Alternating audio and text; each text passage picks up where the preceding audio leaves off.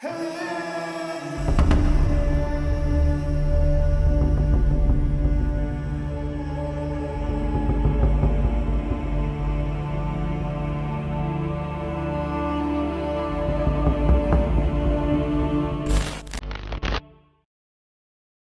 Kalimantan, dengan hutan belantara yang luas dan kekayaan alam yang melimpah, adalah rumah bagi beragam suku dan komunitas etnis yang menjalani kehidupan mereka dengan cara yang unik. Di tengah-tengah keanekaragaman ini, terdapat satu kelompok suku yang dikenal sebagai suku Punan Batu, yang hidup di bentang alam Gunung Benau dan Sungai Sajau. Mereka dapat disebut sebagai suku rimba terakhir di Pulau Kalimantan. Suku Punan terkenal sebagai salah satu suku di Indonesia yang mengisolasi diri mereka dari dunia luar. Banyak kisah suku Punan yang menarik untuk dibahas. Salah satunya adalah kehidupan mereka di dalam hutan rimba. Lantas seperti apa kehidupan mereka? Suku Punan Batu hidup dalam komunitas yang masih menjalani tradisi berburu dan meramu secara aktif. Mereka menggantungkan hidup mereka pada kegiatan mencari makanan di dalam hutan. Tradisi ini tidak hanya mengandalkan kemampuan individu dalam berburu, tetapi juga pengetahuan mereka tentang tumbuhan liar yang dapat dimanfaatkan untuk keperluan makanan dan pengobatan. Pola hidup suku Punan Batu masih merupakan pola hidup nenek moyang kita semua yang nomaden. Keadaan hidup mereka yang primitif membuat Punan nomaden menghindar dari kelompok manusia lain.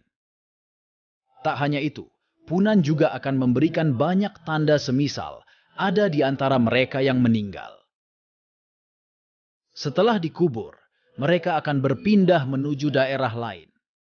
Hal ini dikarenakan orang Punan mempercayai bahwa roh yang meninggal akan bergentayangan dan membuat hidup mereka tidak tentram. Mereka seringkali berpindah dari satu tempat ke tempat lain, terutama dalam usaha untuk lebih dekat dengan sumber makanan.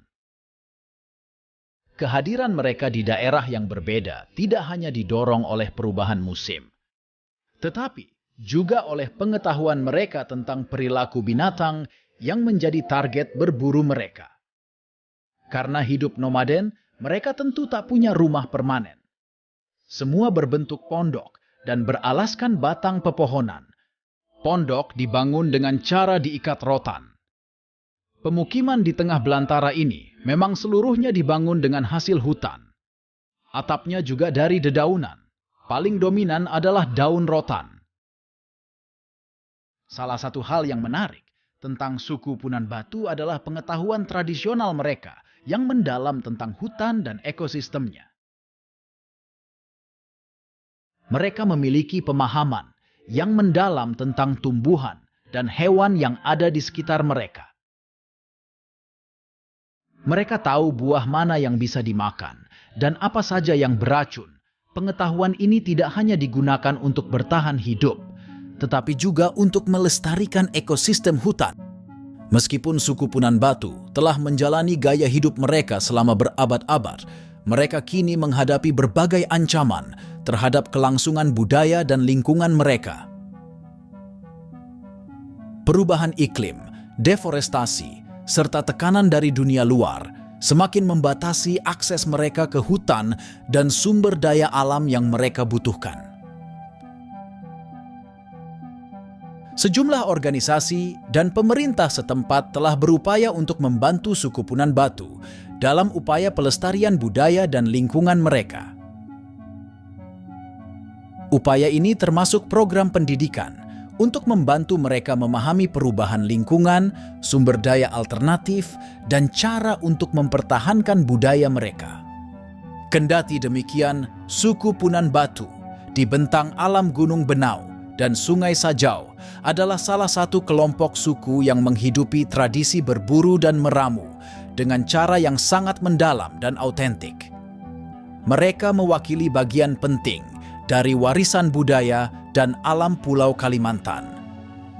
Dalam era modern yang penuh tantangan ini, upaya pelestarian budaya mereka adalah suatu keharusan agar mereka dapat terus melanjutkan gaya hidup yang telah diwariskan dari nenek moyang mereka sambil berkontribusi pada pelestarian hutan Kalimantan yang sangat berharga. Ada sebuah fakta mengejutkan. Temuan ini berdasarkan hasil penelitian. Ilmuwan menjelaskan Punan Batu memiliki ciri genetika pra-Austronesia. Leluhur mereka diperkirakan sudah tiba di Kalimantan pada 8.000 tahun lalu. Awalnya mereka kebingungan. Sebuah penelitian genetik dengan mengambil sampel deoksiribonukleik acid atau DNA suku Dayak dari berbagai provinsi di Pulau Kalimantan menemukan hal unik.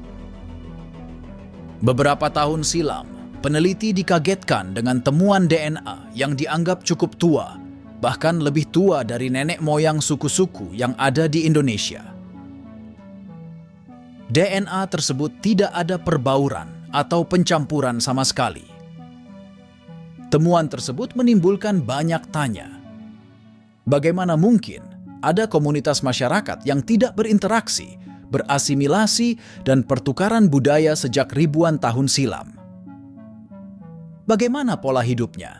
Seberapa eksklusif ruang hidupnya? Berdasarkan hasil uji genetik, ada sejarah bauran genetik yang berbeda antara suku Punan Batu dengan komunitas masyarakat lainnya di Pulau Kalimantan. Suku ini memiliki sumber genetik dari sebelum Austronesia, sementara suku-suku yang ada di Indonesia merupakan turunan dari nenek moyang Austronesia. Perpisahan genetik antara Austronesia dengan suku Punan itu sudah sangat tua. Para peneliti kemudian menyimpulkan suku Punan Batu memiliki sejarah bauran genetik yang berbeda dan lebih tua dibandingkan masyarakat Indonesia lainnya. Mereka juga memiliki bahasa yang unik terkait bahasa komunikasi di dalam hutan, yaitu istilahnya belahik atau bahasa ranting. Mereka berkomunikasi dengan ranting tersebut sebagai perilaku prososial. Keunikan lain dari suku Punan Batu adalah kehidupan prososialnya. Meski tinggal di tengah belantara hutan hujan tropis Kalimantan, mereka bisa berkomunikasi dengan menggunakan simbol. Setiap keluarga memiliki simbol tersendiri. Simbol bisa berisi banyak pesan, seperti keberadaan, situasi, hingga satuan waktu dan jumlah. Simbol-simbol atau tanda yang dibuat juga bisa menjadi pertanda, seperti komunitas yang kelaparan, sakit, atau sedang pergi. Sehingga komunitas Punan Batu lainnya yang melintasi hutan tersebut bisa membaca pesan.